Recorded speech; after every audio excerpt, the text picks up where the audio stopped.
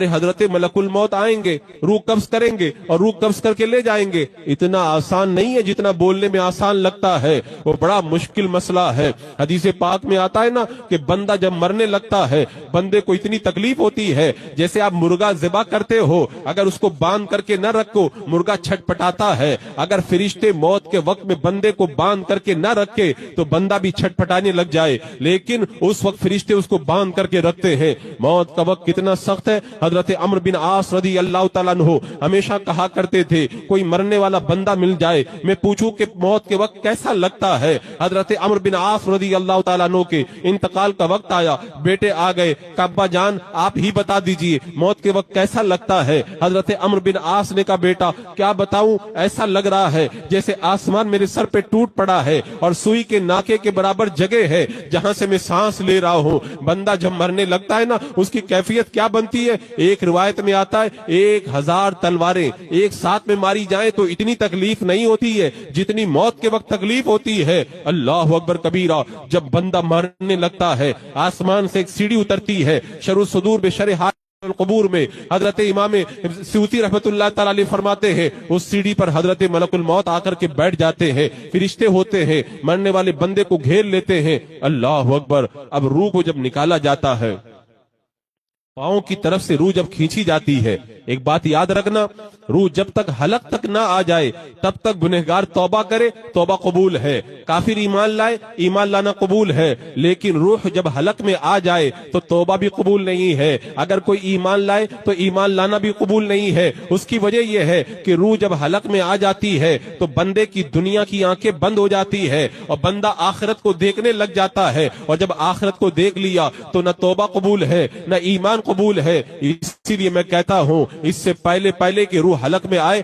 اللہ کی بارگاہ میں سچی توبہ کر لو۔ روح جب حلق میں آ جائے گی اس کے بعد میں بندہ تمنا کرے گا کاش مجھے دنیا میں دوبارہ لوٹا دیا جائے، میں نیک بن جاؤں، لیکن قدرت کا یہ فیصلہ ہے جو بندہ دنیا سے چلا جاتا ہے دوبارہ دنیا میں اس کو نہیں بھیجا جاتا ہے۔ تو روح جب حلق میں آتی ہے وہ ایک الگ کیفیت ہوا کرتی ہے۔ میں نے ایک روایت میں پڑھا تھا مرنے والے بندے کے اگر ماتھے پہ پسینہ آ جائے سمجھ جاؤ اللہ کی رحمت کی نشانی ہے، مرنے والے بندے کے اگر ناک کے نتنے پھیل جائیں یہ اللہ کی رحمت کی نشانی ہے، مرنے والے بندے کی آنکھوں میں آنسو آ جائیں یہ اللہ کی رحمت کی نشانی ہے، کیونکہ موت کے وقت میں بندے کو دکھایا جاتا ہے کہ جنت میں اس کا ٹھکانہ کہاں پہ ہے۔ مرنے والا بندہ دیکھتا ہے میں اتنا گنہگار آدمی اللہ نے میرے لیے جنت تیار کی ہے، وہ شرمندہ ہو جاتا ہے، آنکھوں میں آنسو آ جاتے ہیں، ماتھے پہ پسینہ آ جاتا ہے۔ اور اگر موت کے وقت میں منہ سے جھاگ نکلنے لگے، اگر موت کے وقت میں اونٹ کی طرح گلے سے آوازیں آنے لگے، اگر موت کے وقت میں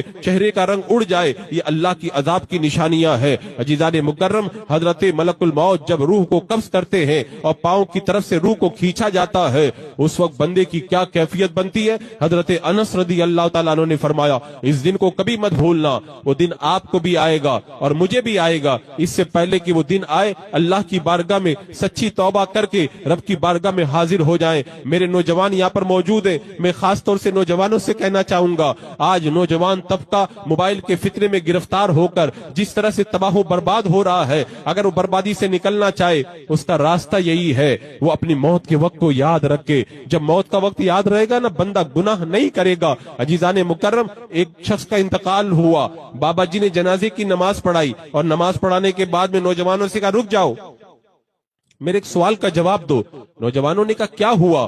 تو بابا جی نے کہا ایک بات بتاؤ، یہ جو انتقال کر گیا قبر میں گیا ہے اگر نکل کر کے باہر آ جائے تو کیا کرے گا؟ تو سارے لوگ حیران رہ گئے، ایک نے کہا بہت بڑا نمازی بنے گا، دوسرے نے کہا بڑا پرہیزگار بنے گا، تیسرے نے کچھ کہا، چوتھے نے کچھ کہا۔ بابا جی نے کہا سنو، جو دنیا سے چلا جاتا ہے وہ پلٹ کر کے نہیں آتا ہے، لیکن اللہ نے تمہیں موقع عطا کیا ہے، تم پلٹ کر کے اپنے گھر پہ جاؤ گے۔ یہ تو نیک کام نہیں کر سکتا، تم لوگ کر سکتے ہو، اللہ نے تمہیں موقع عطا کیا۔ آج یہاں پر بیٹھ کے جلسہ سن رہے ہو نا، جو قبروں میں موجود ہیں، اگر وہ یہاں پہ ہوتے اور آپ قبر میں ہوتے تو بتاؤ کیسا ہوتا۔ تمنا کرتے کاش رب ارجعون، اللہ دنیا میں لوٹا دے، لعلی اعمل صالحا فیما ترکت کلا، ہم دنیا میں نیک کام کریں۔ حضرت عبداللہ ابن عمر رضی اللہ تعالیٰ عنہ ایک مرتبہ گزر رہے تھے تو اتر کر کے قبر دیکھی تو وہاں پہ نماز پڑھی اور نماز پڑھ کے چل پڑے۔